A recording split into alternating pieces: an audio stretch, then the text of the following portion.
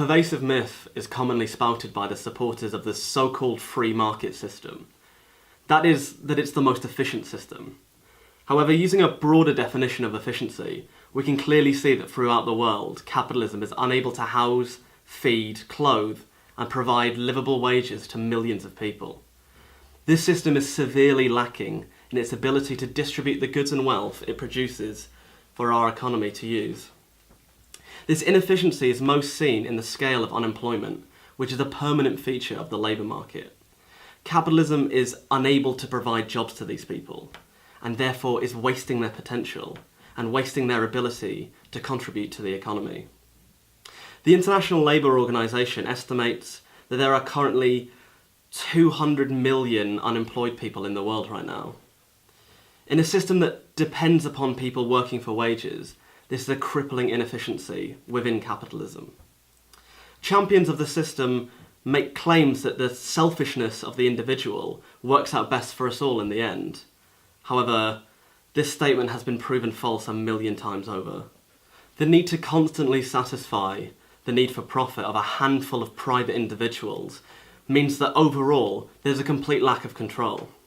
Many services that need to be done and goods essential to us all are scrapped if profit cannot be made.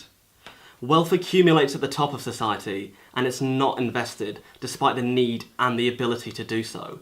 This money isn't invested productively. On the other hand, vast sums of money are wasted on totally unproductive expenditure every single year. So last year, for example, $500 billion was spent on advertising and over $1.5 trillion on military spending, whilst all over the world vital public services are cripplingly underfunded and are often non-existent.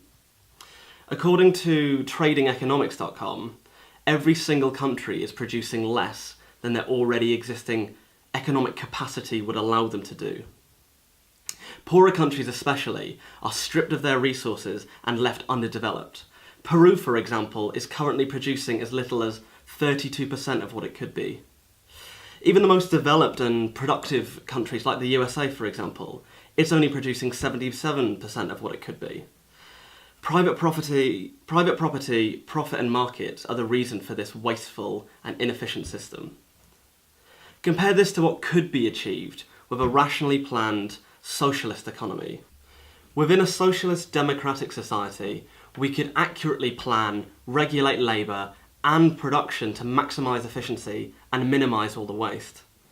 These ideas are far from idealistic or utopian. If you think about it this way, within companies at the moment, we see large amounts of planning, to most efficiently produce their goods and services. Take, for example, Ford or Microsoft. They have no internal market or competing departments within them or middlemen who are making profit off the production line. They accurately and expertly plan their businesses to most efficiently produce their products. So socialism is just taking this logic and rationality to a higher level to encompass all of production. These businesses need to come under the hands of democratic control and out of the hands of private owners. In private hands, they're totally underutilised, made wasteful, and it's totally inefficient. If socialism and the planning of production is implemented democratically, from the bottom up, we could unleash the productive potential of our whole society, investing in developing technology and automation, and we could finally do away with this old, wasteful and inefficient mode of production, which at the end of the day only puts money into the pockets of 1% of the people.